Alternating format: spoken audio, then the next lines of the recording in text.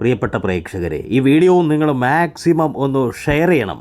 ഒരു വലിയ കുറ്റകൃത്യം ചെയ്തിട്ട് അതിന് സാക്ഷി പറഞ്ഞ ഒരു 19-കാരനെ ഓട്ടോയിൽ കടത്തിക്കൊണ്ടുപോയി അതിക്രൂരമായിട്ട് മർദ്ദിച്ചു.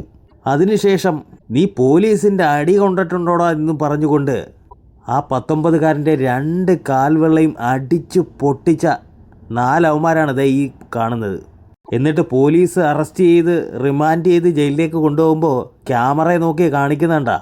അതായത് ഇതല്ല, ഇതിനപ്പുറവും ഞങ്ങൾ ചെയ്യും, കാണിക്കും എന്നൊക്കെ പറഞ്ഞുകൊണ്ടുള്ള ഒരു രീതിയാണ്. പ്രിയപ്പെട്ട പ്രേക്ഷകരെ, ഈ വീഡിയോ നിങ്ങൾ മാക്സിമം ഒന്ന് ഷെയർ ചെയ്യണം.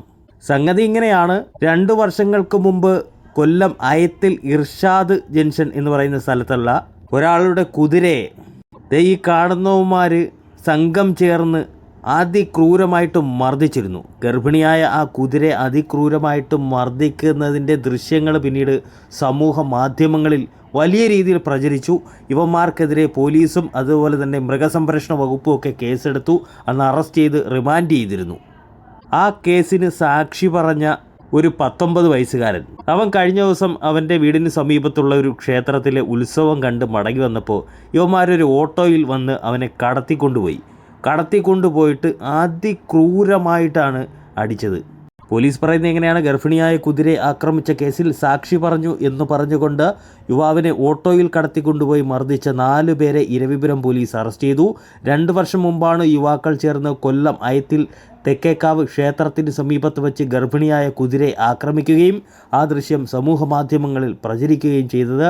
തുടർന്ന് യുവാക്കൾക്കെതിരെ മൃഗസംരക്ഷണ വകുപ്പും പോലീസും ചേർന്ന് കേസെടുത്തിരുന്നു. തുടർന്ന് പ്രതികളെ കോടതിയിൽ ഹാജരാക്കി റിമാൻഡ് ചെയ്തിരുന്നു. ആ കേസ് നിലവിൽ കോടതിയിൽ നടന്നു വരികെ സാഹചര്യത്തിലാണ് കഴിഞ്ഞ മാസം 28-ാം തീയതി കൊല്ലം പട്ടത്താനം സുബ്രഹ്മണ്യ സ്വാമി ക്ഷേത്രത്തിലെ ഉത്സവം കണ്ട് മടങ്ങി വരികയായിരുന്ന വടക്കേവിള മണ്ണാണിക്കുളം കരുവേലിയയ്യത്ത് വീട്ടിൽ 19-കാരനായ റജിനെ യുവാക്കൾ ഓട്ടോയിൽ കടത്തിക്കൊണ്ടുപോയി ക്രൂരമായി മർദ്ദിച്ചത്. മർദ്ദനത്തിന് ശേഷം നീ പോലീസിൻ്റെ അടി കണ്ടിട്ടുണ്ടോ എന്ന് പറഞ്ഞുകൊണ്ട് പ്രതികൾ യുവാവിൻ്റെ 2 കാൽവെള്ളകളും അടിച്ചു പൊട്ടിച്ചു.